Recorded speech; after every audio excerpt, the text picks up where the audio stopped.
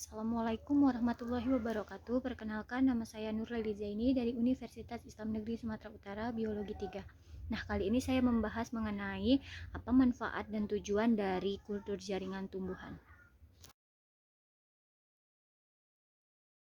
Nah, sebelum ke pembahasan mengenai tujuan kultur jaringan, kita harus mengetahui apa arti dari kultur jaringan tumbuhan tersendiri. Kultur jaringan tumbuhan merupakan suatu metode untuk memisahkan atau mengisolasi bagian dari tanaman seperti sel, jaringan, atau organ. Untuk organnya itu seperti daun, akar, batang, tunas, dan lainnya.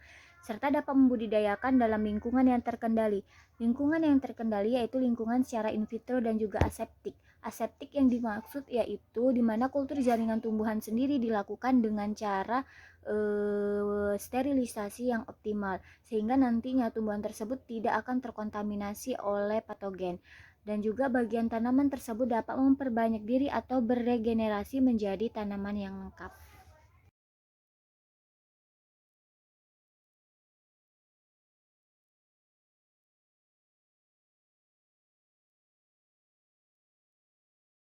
Selanjutnya, manfaat dari kultur jaringan yang pertama itu memperbanyak tumbuhan GM atau Genetical Modified, di mana perbanyakan tanaman ini harus dilakukan secara vegetatif agar anakan yang dihasilkan secara genetis atau identik sama seperti induknya. Perbanyakan tanaman melalui kultur jaringan akan mempercepat proses perbanyakan untuk yang dihasilkan anakan yang seragam dan identik secara genetik dengan induknya. Yang kedua, kultur jaringan dapat menghasilkan tanaman yang bebas patogen. Yang bebas patogen yaitu tanaman yang bebas dari hama dengan melalui kultur meristem. Kultur meristem merupakan kultur jaringan tanaman menggunakan explant dari jaringan meristem.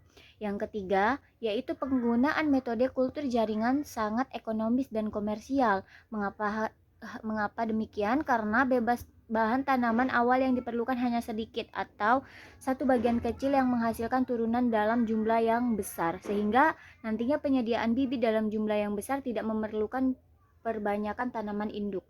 Yang selanjutnya, kultur jaringan tanaman untuk meningkatkan keragaman genetik seperti induksi variasi, soma klonal, induksi mutasi. Salah satu teknologi pilihan yang dapat dimanfaatkan untuk meningkatkan keragaman genetik tanaman adalah melalui teknologi kultur in vitro, di mana kultur in vitro itu pada umumnya merupakan sumber terkaya dalam memproduksi variasi genetik. Tanaman yang berasal dari berbagai bentuk kultur sel itu disebut dengan soma clones dan juga variasi genetik terjadi termasuk variasi atau keragaman soma klonal.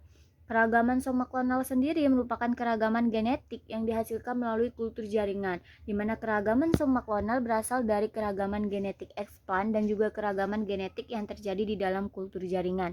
Nah, keragaman pada explant itu disebabkan karena adanya sel-sel yang bermutasi maupun adanya polisombik dari jaringan tertentu. Kemudian, keragaman genetik yang terjadi di dalam kultur jaringan itu disebabkan oleh penggandaan jumlah kromosom, umumnya disebut dengan fusi endomitosis, di mana perubahan struktur kromosom atau melalui pindahan silang dan juga perubahan gen dan sitoplasma. Salah satu metode keragaman soma klonal yang banyak dimanfaatkan itu merupakan seleksi in vitro.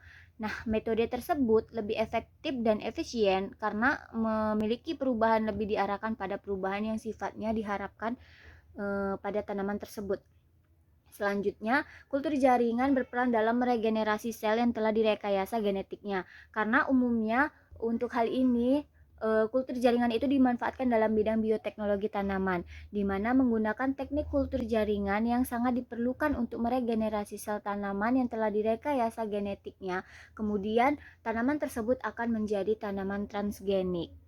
Baiklah, mungkin itu saja yang dapat saya sampaikan mengenai pemanfaatan kultur jaringan tumbuhan. Lebih dan kurangnya, terima kasih. Assalamualaikum warahmatullahi wabarakatuh.